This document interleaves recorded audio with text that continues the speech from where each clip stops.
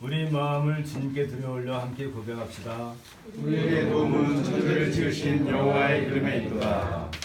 주의 성도들아 여호와를 찬송하며 그의 거룩함을 기억하며 감사하라. 아멘. 불의 응답과 경배 기도를 같이 하겠습니다. 만왕의 왕이시여 만지의 주이신 하나님, 거룩한 주일을 구별하여 우리에게 허락하시고 우리가 오늘도 주 앞에 나아갈 수 있게 해주심을 주님 감사를 드리옵나이다. 아무 공로 없사오나 오직 십자가의 공로에 힘입어서 주의 옆에 나아갑니다. 담대히 나아갑니다. 주님, 우리의 기도를, 우리의 예배를 받아주시옵기를 주여 간절히 기도드리옵나이다. 생사화복을 주관하시는 하나님, 지난주에도 우리의 모든 영혼과 이 건강을 지켜주시고 눈동자와 같이 지켜주시며 졸지도 않고 주무시지도 않고 지켜주신 하나님으로 인하여서 우리가 이렇게 건강하게 하나님 앞에 나와 기도할 수 있는 주심을 감사를 드립니다. 하나님 아버지를 경배를 드립니다. 정말 우리 성령을 힘입어서 하나님의 진리를 깨닫고 그 진리의 풍성한 가운데 자유로움으로 우리가 하나님 앞에 나갈 수 있게 해주심을 주님 감사를 드립니다. 따라서 우리가 하나님을 더욱더 경배하며 하나님 앞에 더욱더 성결한 마음으로 깨끗한 마음으로 나아갈 수 있도록 주님 도와주시옵기를 간절히 기도드렸나이다. 그러나 주님에게서 받은 은혜 가운데에 우리가 값없이 받지 않게 하시고 우리가 정말로 그 은혜 가운데 살아갈 때에 오직 주님만을 경배하며 살아갈 수 있게 하여 주시옵기를 간절히 기도드렸나이다. 이 자리에 모인 우리 모든 회중들 하나님 그 하나하나의 심령을 주께서 어루만져 주시고 오늘도 정말로 이 말씀을 통하여서 정말로 우리가 깨끗한 성결되고 진리 가운데 풍성한 경험을 할 수 있는 예배가 되게 해 주시옵기를 간절히 기도드렸나이다. 하나님 아버지, 우리 홍 목사님 우리와 같이 하였습니다. 말씀을 전할 때 하나님께서 정말로 그 입술을 주장하셔서 우리의 마음의 심령을 깨워주고 우리가 깨끗하게 더욱더 성결한 성도로서 새롭게 태어나는 놀라운 역사가 있기를 간절히 기도드릴 때 모든 말씀 우리 주님 예수 그리스도를 받들어 드려드렸습니다. 아멘. 1장 찬송 같이 하겠습니다. 만국의 근원 하나님 온 백성 찬송 드리고 저 천사여 찬송하세. 찬송 성부 성자 성령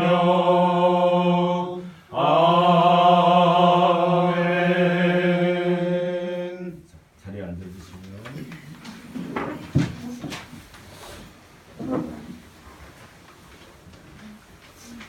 고백을 들음.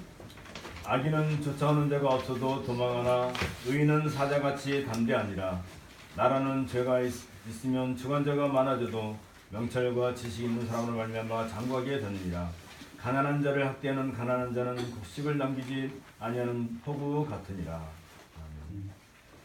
나의 자녀들아, 내가 이것을 너희에게 쓰면 너희로 죄를 범하지 않게 하려 함이라. 만일 누가 죄를 범하여도 아버지 앞에서 우리에게 대언자가 있으니 곧 의로우신 예수 그리스도시라. 그는 우리 죄를 위한 화목제물이니 우리만 위할 뿐 아니요 온 세상의 죄를 위하심이라. 우리가 그의 계명을 지키면 이로써 우리가 그를 아는 줄 알 것이요 그를 아노라 하고 그의 계명을 지키지 아니하는 자는 거짓말하는 자요 진리가 그 속에 있지 아니하되 누구든지 그의 말씀을 지키는 자는 하나님의 사랑이 참으로 그 속에서 온전하게 되었나니 이로써 우리가 그의 안에 있는 줄을 아노라. 아멘. 제 900을 위한 묵상을 같이 하도록 하겠습니다.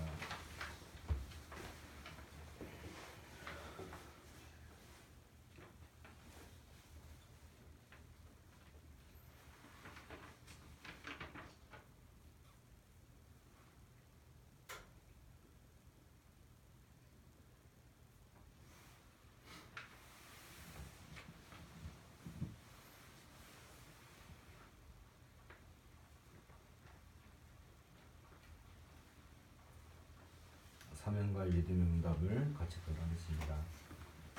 너희는 여호와를 만날 만할 때에 찾으라. 가까이 계실 때에 그를 부르라. 악인은 그의 길을, 불의한 자는 그의 생각을 버리고 여호와께로 돌아오라. 그리하면 그가 그 일에 계시리라. 우리 하나님께로 돌아오라. 그가 너그럽게 용서하시리라. 내가 여호와로 말미암아 크게 기뻐하며 내 영혼이 나의 하나님으로 말미암아 즐거워하니 이는 그가 구원의 옷을 내게 입히시며 공의의 겉옷을 내게 더하심이 신랑이 사모를 쓰며 주가 자기 보석으로 단단함과 함께 하셨습니다. 네. 26장 다시 보겠습니다. 동화찬송가는 14장입니다.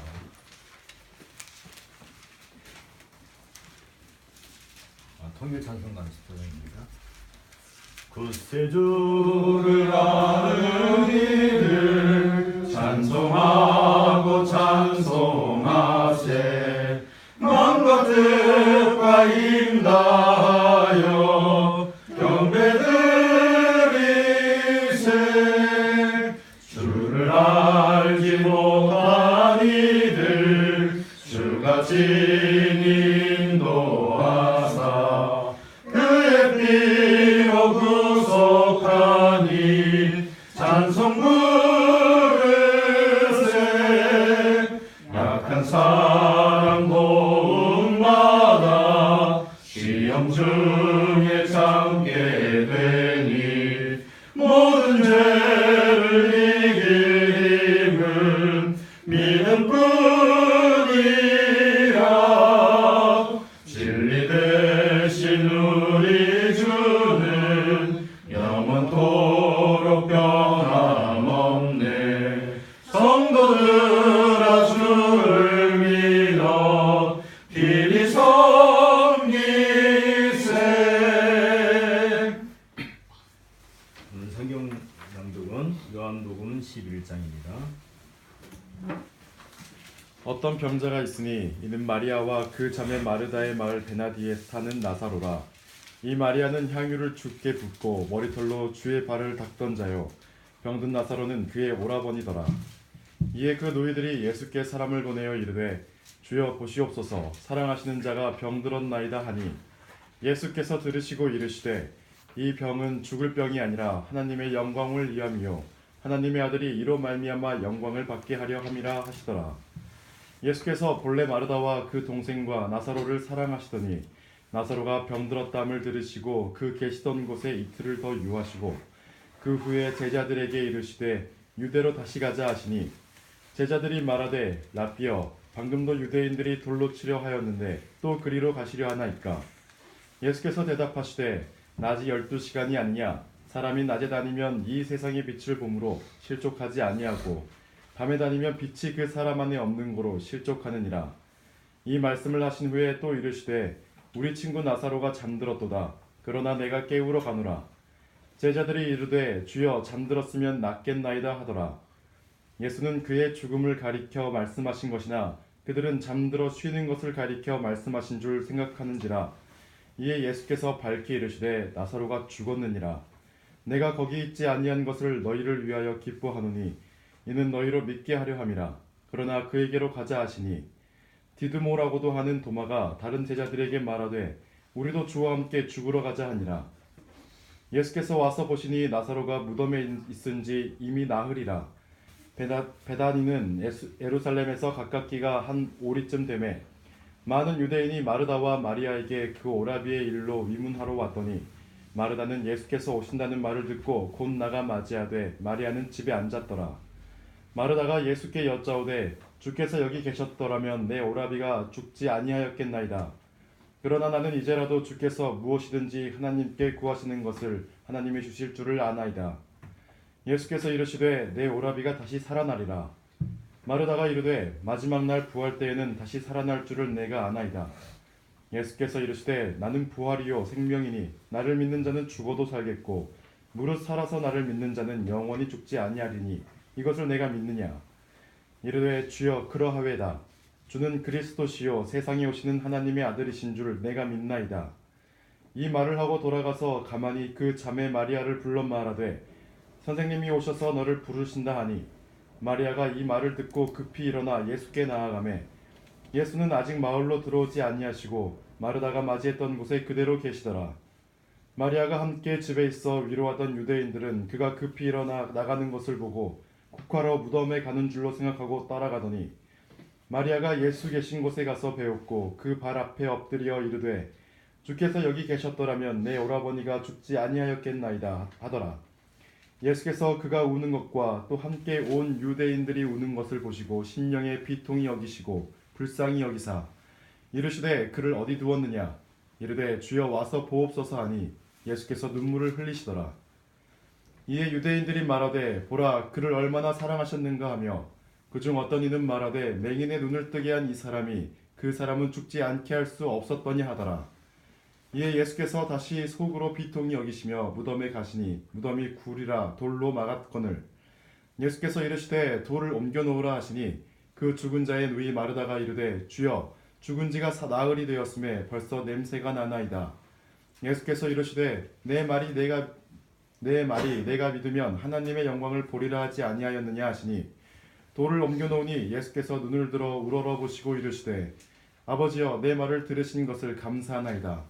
항상 내 말을 들으시는 줄을 내가 알았나이다. 그러나 이 말씀하옵는 것은 둘러선 무리를 위함이니 곧 아버지께서 나를 보내신 것을 그들로 믿게 하려 함이니이다. 이 말씀을 하시고 큰 소리로 나사로야 나오라 부르시니 죽은 자가 수족을 배로 동인 채로 나오는데 그 얼굴은 수건에 쌓였더라. 예수께서 이르시되 풀어놓아 다니게 하라 하시니라. 마리아에게 와서 예수께서 하신 일을 본 많은 유대인이 그를 믿었으나 그 중에 어떤 자는 바리새인들에게 가서 예수께서 하신 일을 알리니라. 이에 대제사장들과 바리새인들이 공회를 모으고 이르되 이 사람이 많은 표적을 행하니 우리가 어떻게 하겠느냐. 만일 그를 이대로 두면 모든 사람이 그를 믿을 것이요 그리고 로마인들이 와서 우리 땅과 민족을 빼앗아 가리라 하니 그 중에 한 사람 그 해의 대제사장인 가야바가 그들에게 말하되 너희가 아무것도 알지 못하는도다. 한 사람이 백성을 위하여 죽어서 온 민족이 망하지 않게 되는 것이 너희에게 유익한 줄 생각하지 아니하는도다 하였으니 이 말은 스스로 함이 아니요 그 해의 대제사장이므로 예수께서 그 민족을 위하시고 또 그 민족만 위할 뿐 아니라 흩어진 하나님의 자녀를 모아 하나가 되게 하기 위하여 죽으실 것을 미리 말함이로라. 이날부터는 그들이 예수를 죽이려고 모의하니라. 그러므로 예수께서 다시 유대인 가운데 드러나게 다니지 아니하시고 거기를 떠나 빈들 가까운 곳인 에브라임이라는 동네에 가서 제자들과 함께 거기 머무르시니라. 유대인의 유월절이 가까움에 많은 사람이 자기를 성결하게 하기 위하여 유월절 전에 시골에서 예루살렘으로 올라갔더니 그들이 예수를 찾으며 성전에 서서 서로 말하되 너희 생각에는 어떠하냐 그가 명절에 오지 아니하겠느냐 하니 이는 대제사장들과 바리새인들이 누구든지 예수 있는 곳을 알거든 신고하여 잡게 하라 명령하였음이로라. 이는 주님의 말씀입니다. 하나님께 감사드립니다. 42장 찬송을 같이 하겠습니다.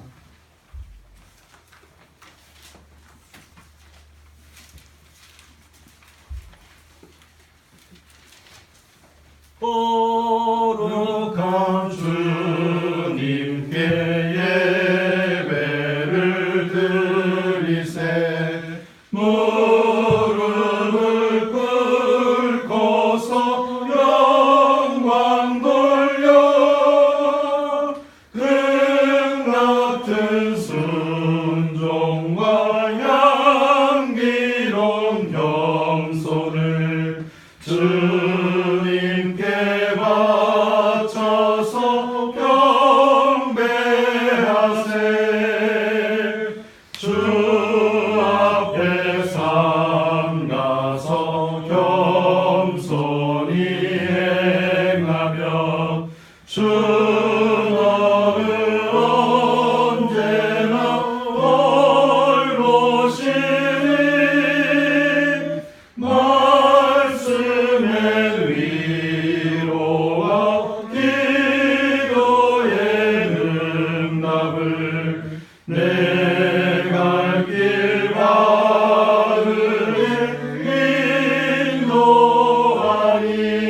인도하니 주 앞에 설 때에 두려워 말아라 찬양한 우리를 도우시니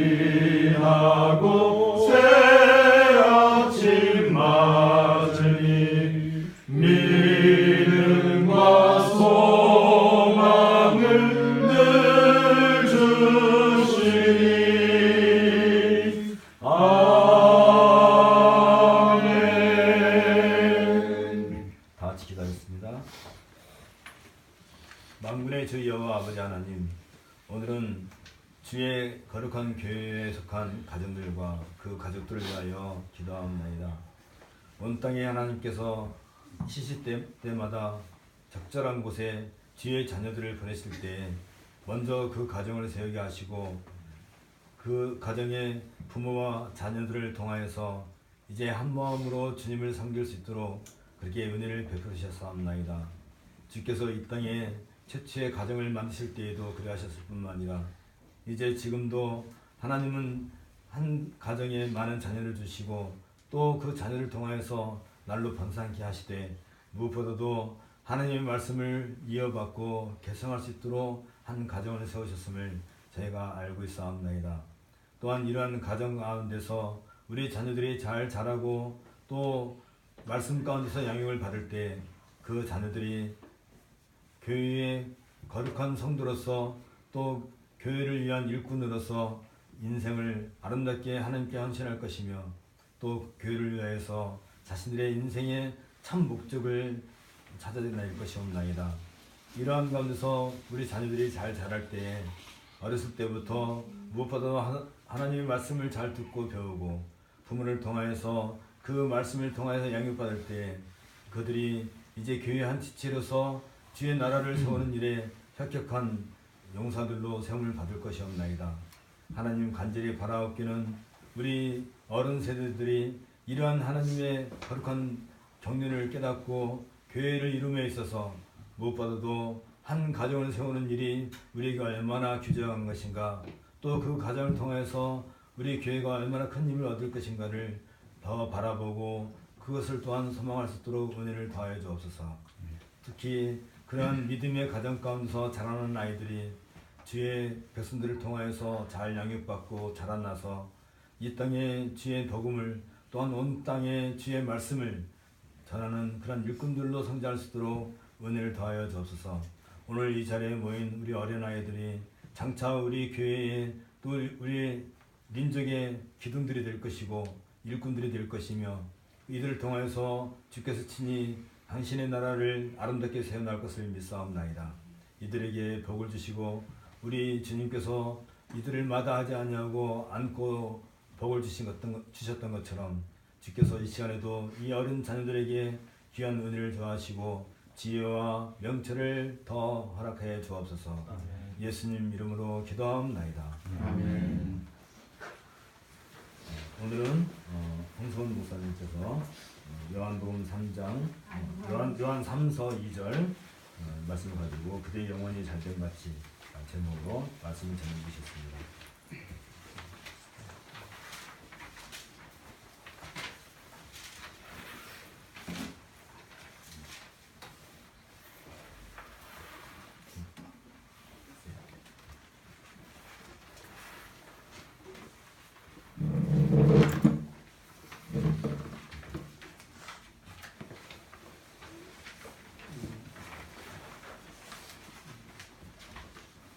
어떻게 해야 되는 걸까요?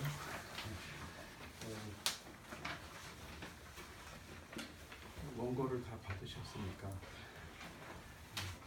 낭독을 할까요? 어떻게 할까요?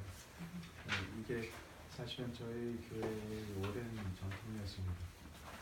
지금은 한 2년째 그렇게 하지 않고 있습니다.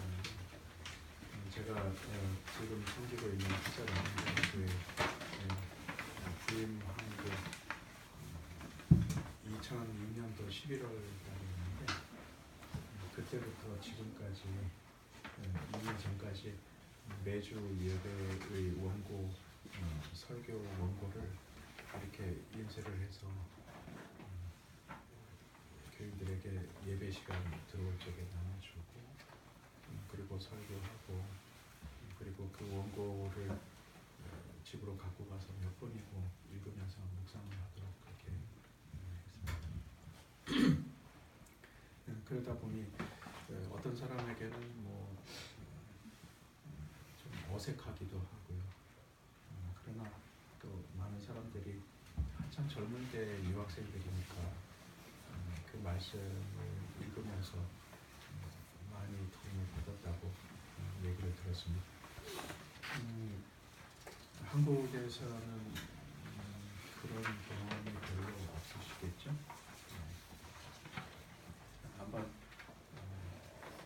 말씀을 통해서 같이 은혜를 나눠보고자 합니다. 같이 잠깐 기도하겠습니다. 복되신 주님, 우리 영원히 주님 앞에 말씀을 묻고 간절히 기도드립니다. 주님 외에는 우리를 만족케 하실 분이 없는 것을 고백합니다.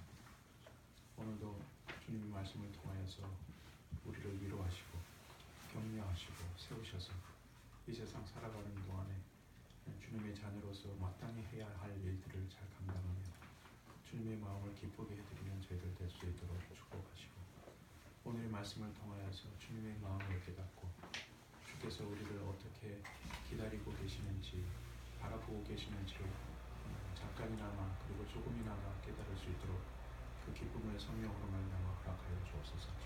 이 모든 말씀 예수 그리스도의 이름으로 기도드립니다. 오늘 말씀은 이미 금방 읽을 거기 때문에 따르고 읽지 않고요. 바로 시작을 하도록 하겠습니다. 오늘 우리가 먼저 생각해야 할 부분은 요한 3서 2절입니다. 한국의 교인들에게 워낙 잘 알려진 본문이고 또 특정한 교단에서 이 본문을 가지고서 이야기하는 주장들 때문에 논박들이 오고 가고 있는 그런 구절이기도 합니다만, 그런 것들을 다 제외를 하고 이제 말씀에만 집중을 해서 그 뜻이 무엇인지 한번 깊이 생각을 해보려고, 먼저 원문을 있는 그대로 번역을 해보죠. 원고를 보시면 나와 있는데, 사랑하는 자여, 무엇보다도 나는 그대가 잘되고 건강하기를 원한다. 그대의 영혼이 잘되는 것 같이. 원문을 그대로 번역을 하면 도치법으로 되어 있는 것을 보게 됩니다. 어쨌든 잘된다 하는 그 그리스어 원문을 원 단어를 문자 그대로 직역을 하면 좋은 길로 인도한다 하는 뜻이기도 하고, 누구에게 있어서 일들이 잘 되는 것, 혹은 돈을 버는 것, 혹은 누가 어떤 일을 하는데 그것이 가능하게 된 것을 의미한다고 사전은 풀이 해놓았습니다. 건강하다라고 번역한 그리스어 원어는 건전하다, 올바르고 기초가 잘 됐다, 건강하다 이런 뜻이라고 알려져 있습니다. 그리고 그 뒤에 따라 나오는 영혼이 잘된 것 같이에 사용된 잘되다라고 하는 단어 역시 앞에 사용된 것과 같은 단어라고 알려져 있죠. 아시다시피 요한 사도는 오늘의 본문, 즉 요한 3서에서 가이오에게 인사말을 건네고 있습니다. 그러니까 요한 사도가 가이오에게 그대의 영혼이 잘된 것과 같이 그대가 잘되고 건강하기를 바란다 라고 말을 했을 때 그의 마음에 그려놓은 이미지가 어떤 것인지를 대략 우리는 짐작할 수 있을 것입니다. 사실 따지고 보면 요한이 지금 가이오에게 건넨 인사말은 당시에 널리 사용되던 보편적인 인사말이라고 알려져 있습니다. 말하자면 요한 사도 시절의 그리스도인들이 인사를 할 적에 흔하게 나누던 덕담과 같은 것이었습니다. 당시의 그리스도인들은 서로 인사를 나누면서 그대의 영혼이 잘된 것 같이 그대의 모든 일들이 잘 되기를 바랍니다 라고 말했던 것이라는 뜻입니다. 오늘날의 기독교인들은 이 구절을 마음에 떠올릴 때 이렇게 해석하려는 경향들이 있죠. 당신의 영혼이 잘 됐어. 그러니까 당신 육신의 일들도 모두 잘 될 거야. 문자 그대로를 생각하면 과히 틀린 해석도 아니고 어디에 다른 점이 있는지를 인식하기조차 어려운 것은 사실입니다. 그러나 한번 잘 보시죠. 이 두 문장 가운데 있는 강세가 뒷문장에 있다 한다면 어떤 의미로 들리겠습니까? 단적으로 말씀을 드립니다. 잘된다 하는 말이 현대인에게 주는 의미는 무엇이라고 생각하십니까? 혹시 돈 버는 거요? 아니면 출세하는 거? 내가 계획한 일들이 슬슬 잘 이루어지는 거? 이런 걸 의미한다고 우리는 금방 받아들이고 있지 않습니까? 물론 기독교인이라고 하더라도 돈 벌면 안 된다는 법은 없습니다. 또 출세를 안 해야 한다고 일부러 그렇게 굳이 출세를 안 하려고 노력할 이유도 없습니다. 하지만 나 혼자만 돈 벌고 나 혼자만 출세하는 게 아니고 나 혼자만 잘 풀리기를 바라서는 안 된다는 건 분명한 것이죠. 내가 잘 되는 것은 잘못된 희망도 아니고 성경 역시 그걸 반대하는 것도 아닙니다. 그러나 내가 그렇게 잘 되는 데는 윤리적인 책임도 따르는 것입니다. 그러나 이것은 오늘의 주제가 아니므로 그냥 지나가도록 하겠습니다. 방금 말씀드린 대로 당신의 영혼이 잘 된 것 같이 당신의 모든 것이 잘 되기를 바란다 하는 말은 나에게만 특별하게 지칭해서 주어지는 축복이 아니란 것은 분명합니다. 모든 기독교인들에게 주어졌던 축복이고 함께 나누는 기원이라는 점이 중요합니다. 이 사실을 기억한다면 네 영혼이 잘된 것 같이 내가 범사에 잘 되기를 바라노라 하는 말씀은 나에게만 은밀하게 건네주시는 하나님의 비밀스러운 약속쯤으로 해석될 수는 없다는 것이 적어도 분명합니다. 다시 말해서 너만 잘 될 거야 라고 속삭이시는 하나님의 복되심으로 복주심으로 해석되어서는 안 된다는 뜻입니다. 그러면 요한의 인사를 통해서 짐작할 수 있는 마음은 무엇일까요?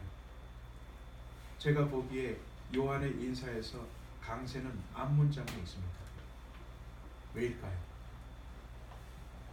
요한이 이 편지를 쓸 때 당시의 기독교인들은 무섭게 그리고 쉴 새 없이 닥쳐드는 생명의 위협 가운데 있었습니다.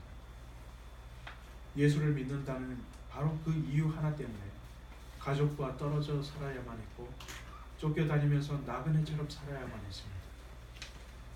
어떤 사람은 노예로 살아야 했고 어떤 사람은 죽어야만 했습니다. 이런 상황에서 오늘날의 기독교인들처럼 더 나은 가까운 장래를 꿈꾼다는 것은 상상할 수조차 없었던 그런 상황이었다는 뜻입니다. 아니 미래를 기대하는 그 오직 하나가 있긴 했죠. 예수께서 다시 오시는 것 혹은 하나님의 나라가 이 땅에 이루어지는 것이었을 것입니다. 그 외에는 적어도 이 땅에서 무엇인가를 바랄 만한 근거는 그 당시의 크리스찬들에게 없었다고 보아야 하는 것입니다. 우리는 이런 상황을 절망이라고 말하기도 합니다만 어쨌든 이렇게 장래가 암담한 시절을 사는 저들이 서로를 위로하기 위해서 건넬 수 있는 덕담이 있었는데 그것이 요한이 말한 바 바로 그 인사말이었다는 것이죠. 이런 상황들을 고려해 볼 때 우리는 요한의 안부 인사가 어디에 강조점을 두어야 했는지 분명히 깨닫게 됩니다. 그렇습니다. 그들은 지금 이런 불안한 상황에서 오직 한 가지 분명한 상황에 강세를 두어서 안부를 전하고 있습니다. 그것은 그들이 예수를 통해 구원을 받았다는 사실인 것이죠. 사랑하는 자여, 내 영혼이 잘된 것 같이 이렇게 인사를 하면서 그들은 자신들의 영혼이 예수의 이름을 통해서 잘되었다, 즉 구원받았다는 사실을 매번 확인하고는 했습니다. 구원받았다는 말은 죽음에서 벗어났다는 뜻이며 죄의 능력에서 자유롭게 되었다는 뜻입니다. 죄와 사망의 능력으로부터 벗어났다는 사실은 인간이 전혀 기대할 수 없는 기적이요 복입니다. 그들은 이 움직일 수 없는 복된 사실에 근거해서 자신의 육신처럼 또 그처럼 자유케 될 것을 소망했던 것입니다. 요한 사도의 시절에 그리스도인들은 자기 영혼이 하나님의 은총을 받은 사실에 근거해서 자신의 모든 일들도 그처럼 하나님의 은총과 사랑 아래 잘 되어질 것을 믿었습니다. 그들은 이 인사말을 통해서 우리도 한번 잘 살아보세 라고 외치지 않았다는 뜻입니다. 자신의 영혼을 자유케 하시고 뛰어놀게 하신 하나님의 능력에 자신의 삶 모두를 맡기기를 원했습니다. 나를 구원하신 하나님께서 그와 같은 은총으로서 나의 삶 전체를 책임져 주실 것을 기대했습니다. 따라서 구원받은 사람은 모든 일이 슬슬 잘 이루어져서 그야말로 만사형통하리라는 생각으로 요한삼서 2절을 말해서는 안 됩니다. 내 영혼을 구원해 주신 하나님께서 나의 모든 삶 역시 그와 같은 사랑으로서 인도해 주실 것이라는 믿음을 가지고서 이 말씀을 암송해야 하는 것입니다. 그러므로 사랑하는 자여, 내 영혼이 잘됨과 같이 내가 범사에 잘되기를 하는 이 말은 무엇보다도 현세에서의 복을 기원하는 데 사용할 수 있는 말이 아닙니다. 자신의 영혼을 구원하신 전능하신 하나님께 자신의 생애 전체를 의탁하는 신자의 고백입니다. 뿐만 아니라 믿음의 형제와 자매에게 건네는 인사말인 한 그것은 나의 잘됨, 나만의 잘됨이 아니라 이웃의 잘됨을 기원하는 축복이어야 할 것입니다. 이제 정리해 봅니다. 요한 사도가 살던 시절의 그리스도인들이 그 갑갑하고 위험한 현세에서 든든하게 소망을 갖고 살 수 있었던 이유는 무엇입니까? 내 영혼이 잘 되었다는 그 움직일 수 없는 사실에 근거한 것이었습니다. 내 영혼을 구원해 주신 주님께서 나의 모든 것을 책임져 주실 것이다 하는 그 믿음, 그 믿음이 그 시대를 사는 사람들의 힘이었고 소망의 근거였고 축복의 내용이었습니다. 사랑하는 여러분, 내 영혼을 죽음에서 건지신 하나님께서 내 모든 것을 책임져 주실 것이라는 그 시대의 고백이 오늘을 사는 우리에게 과연 힘이 될 수 있을까요? 이 질문에 답하기 위해서 저는 이렇게 어리석게 물어보고자 합니다. 오늘을 사는 우리가 당시를 살던 그들보다 힘들게 살고 있습니까? 우리가 지금 살아가는 현실이 그들의 환경보다 더 어렵고 위험합니까? 예수를 믿는다는 이유로 죽음의 위협을 받고 있습니까? 오늘 아침 일어날 때 내 목 뒤를 서늘하게 하는 칼바람의 소리를 듣고 일어나십니까? 내 가족과 강제로 떨어져 살아야 할 뿐만 아니라 내 가족이 내일 노예로 팔려갈 수 있을 것입니까? 사실 우리는 그 정도로까지 절망적이지는 않습니다. 그래도 인정해야 할 사실이 있죠. 누구에게나 고통이 있고 그 고통의 강도는 비교할 수 없습니다. 세상에서 가장 큰 고통은 자기가 당하는 고통이란 말이 있으니까요. 그래서 남에게 그 어떠한 고통이 있어서 내 고통보다 더 심하게 보일지라도 미안하지만 내 고통이 더 크게 보이는 것은 사실입니다. 그러므로 우리는 이렇게 말할 수 있죠. 그때 신자들이 참 힘들었구나. 하지만 그보다는 내 고통이 더 아파. 좋습니다. 그러나 그렇다 하더라도 우리는 이 사실을 인정해야 합니다. 그때나 이제나 신자들이 고난을 극복하는 방법만은 동일하다고 말합니다. 그러므로 저는 지금 여러분께 다음과 같이 묻겠습니다. 여러분은 여러분의 삶이 하나님의 손길 아래 있다는 사실을 믿습니까? 여러분이 잘 나가고 있을 때 그것이 하나님의 도우심이라고 믿으신다면 나쁜 상황에 있을 때에도 마찬가지로 그러하다는 사실을 마찬가지로 믿으십니까? 여러분이 하나님의 은혜 아래 살아간다고 믿는다면 그 근거는 어디에 있는 것입니까? 오늘의 현실에 대한 해석은 가변적일 수 있습니다. 확실하지 않다는 뜻입니다. 왜 그럴까요? 오늘의 현실은 단절되어 혹은 단독적으로 존재하지 않습니다. 오늘의 현실은 반드시 미래의 어떤 결과와 연결되어 있는 것이죠. 뿐만 아니라 우리 현재는 과거와도 연결되어 있습니다. 그러나 우리는 미래를 볼 수 없지요.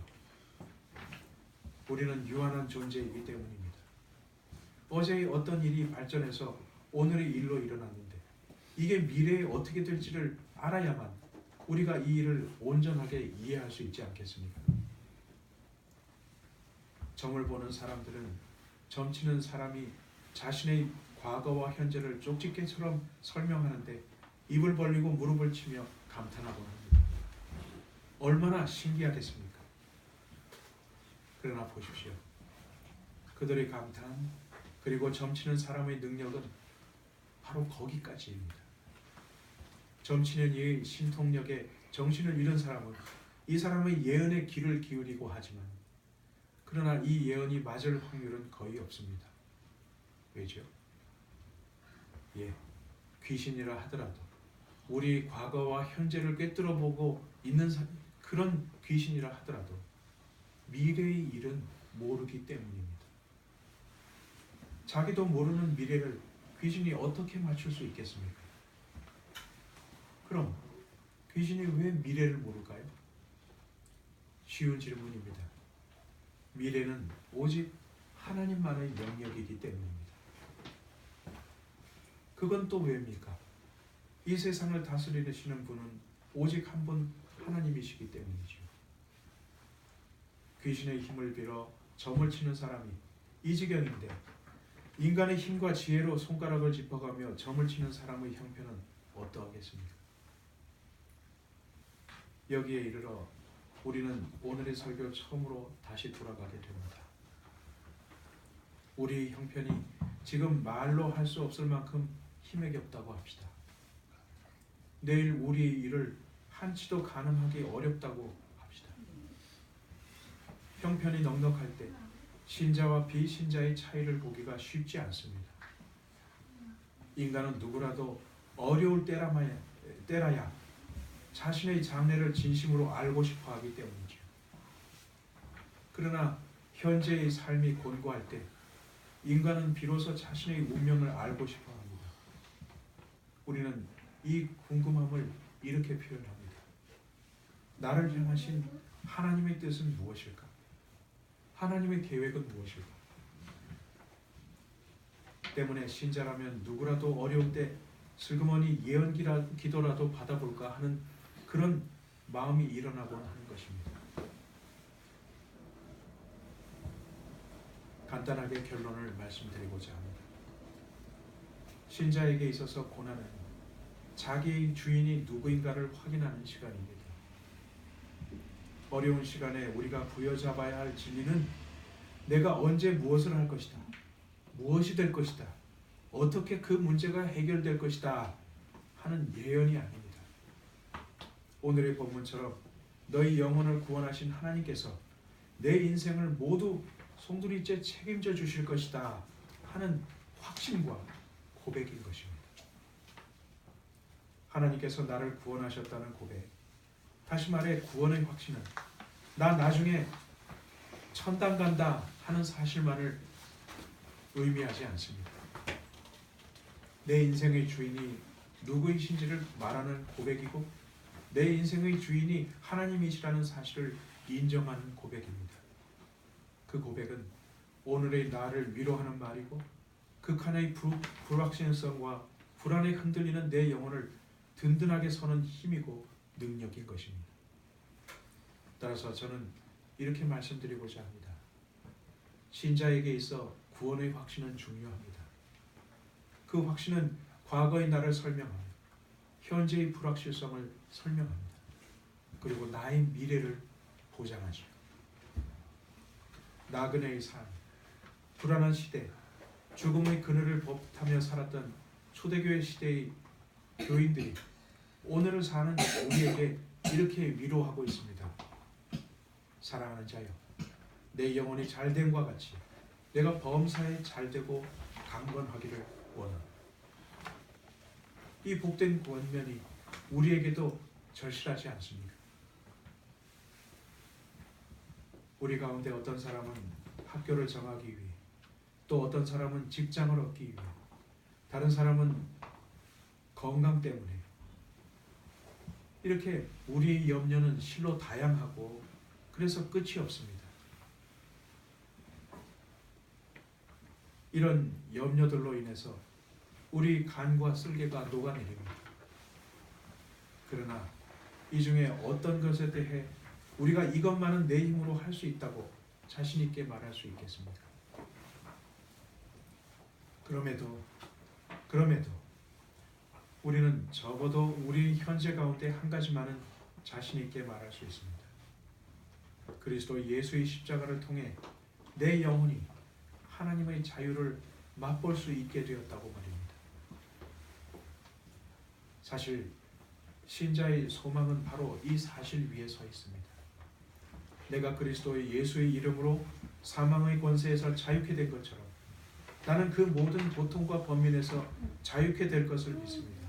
이 믿음 때문에 현재의 고통과 범민을 능히 견디고 이길 수 있는 것입니다. 다시 한번 말씀드립니다. 내가 지금 고민하고 힘들어하는 모든 것들은 나의 영혼을 하나님께서 구원하셨다는 그 사실에 근거하여 평안으로 바뀝니다. 때때로 힘들고 흔들릴 때, 고민으로 인해 나의 뼈가 녹아내릴 때, 내 영혼을 살리신 하나님을 기억하셔야 합니다. 그분께서 지금 나를 고통스럽게 하는 그 모든 것들로부터 나를 자유케 하실 것이기 때문입니다.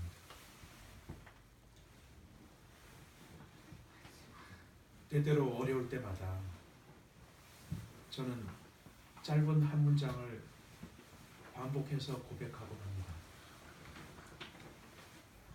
주님, 저는 당신의 것입니다.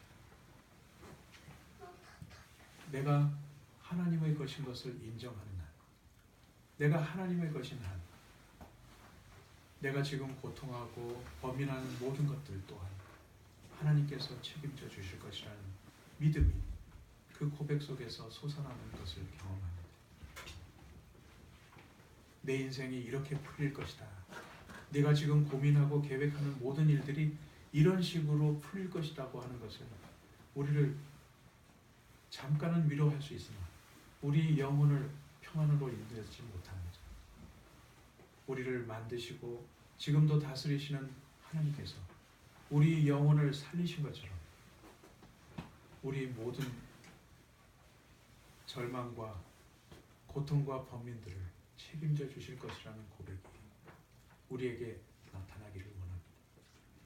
내 지금의 문제를 하나님께서 어떻게 해결해 주실까를 알려고 하지 마시고 내가 하나님의 사랑으로 말미암아 그분의 긍휼을 통해서 당신의 소유가 되었다는 것을 끊임없이 고백하십시오. 내 영혼의 주인이신 하나님께서 내 영혼을 자유케 하신 것처럼 내 모든 것을 자유함과 평안함으로 인도해 주실 것입니다. 그것이 제가 생각할 때 오늘 본문의 교훈이라고 생각합니다. 함께 기도하겠습니다.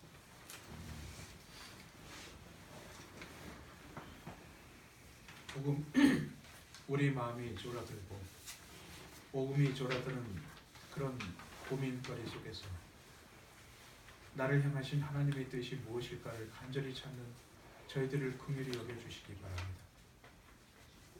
그러나 하나님께서는 우리의 장래를 속 시원하게 분명하게 알려주시는 것으로 우리를 안심시키시기보다는 당신께서 우리 영혼을 사랑하사 긍휼하시고 그 긍휼로 말미암아 우리를 구원하셨다는 그 사실을 고백하면서 나머지 문제도 당신께 맡기기를 원하고 계신다는 사실을 기억하기 바랍니다. 자비하신 주님, 당신의 뜻을 묻기보다는 당신께서 우리를 구원하셨다는 주님의 사랑을 고백하는 저희들 될 수 있기를 원합니다. 그래서 우리 모든 것들을 주님께 맡기며 주님께 맡김으로 평안을 얻는 저희들 되도록 축복하사 우리를 때때로 힘들게 하는 고통과 고민 속에서 우리의 참된 믿음, 하나님을 신뢰하는 우리들의 고백이 진정인 것을 입증하는 용기 있는 주의 신자들이 될 수 있도록 축복하여 주옵소서. 아버지께서 우리를 사랑하사 우리를 강하게 하시며 우리를 훈련케 하사 어떤 상황에서든지 우리가 당신의 것임을 고백하게 하시려는 주님의 섭리를 깨닫고 그분의 바라심에 어긋남 없이 어떤 일이나 내가 당신의 것이라고 하는 것을 고백함으로써 우리 주재권이 당신께 있다는 것을 용기 있게 담대하게 외치는 저희들 되도록 축복하여 주옵소서. 이 모든 말씀 예수 그리스도의 이름으로 기도드립니다. 아멘.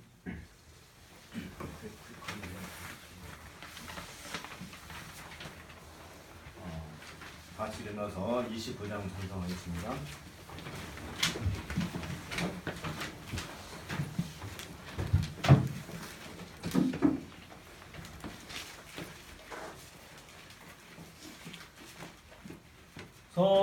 성도여 다 함께 할렐루야 아멘. 주 찬양하여라 할렐루야 아멘. 주 보좌 앞에서 택하신 은혜를 다 찬송하여라 할렐루야 아멘. 만문을 열어라 할렐루야 아멘. 온 하늘 울려라 할렐루야 아멘. 인도자 되시며 친구가 되신 주 그 사랑 끝없다 할렐루야 아멘. 주 찬양하여라 할렐루야 아멘. 찬양은 끝없다 할렐루야 아멘. 거룩한 집에서 주는 청기이며 늘 찬송 부르자 할렐루야 아멘. 여호와는 내게 복을 주시고 너를 지키시기를 원하며 여호와는 그의 얼굴을 내게 비추사 은혜 베푸시기를 원하며 여호와는 그 얼굴을 내게로 향하여 드사 평강 주시기를 원하노라. 아멘. 다 같이 묵상기도 하고 같이